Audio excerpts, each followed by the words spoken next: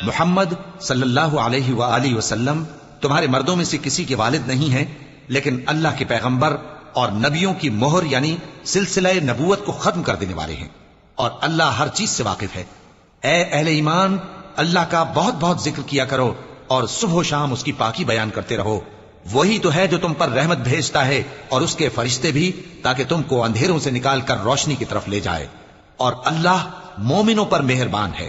جس روز وہ اس سے ملیں گے تو ان کا تحفہ اللہ کی طرف سے سلام ہوگا، اور اس نے ان کے لیے عمدہ ثواب تیار کر رکھا ہے۔ اے پیغمبر، ہم نے تم کو گواہی دینے والا اور خوشخبری سنانے والا اور خبردار کرنے والا بنا کر بھیجا ہے، اور اللہ کی طرف اسی کے حکم سے بلانے والا اور چراغ روشن۔ اور مومنوں کو خوشخبری سنا دو کہ ان کے لیے اللہ کی طرف سے بڑا فضل ہے، اور کافروں اور منافقوں کا کہا نہ ماننا اور نہ ان کے تکلیف دینے پر نظر کرنا، اور اللہ پر بھروسہ رکھنا، اور اللہ ہی کارساز کافی ہے۔ مومنوں، جب تم مومن عورتوں سے نکاح کر کے ان کو ہاتھ لگانے یعنی ان کے پاس جانے سے پہلے طلاق دے دو تو تم کو کچھ حق نہیں کہ ان سے عدت پوری کراؤ، بس ان کو کچھ فائدہ یعنی خرچ دے دو اور ان کو اچھی طرح سے رخصت کر دو۔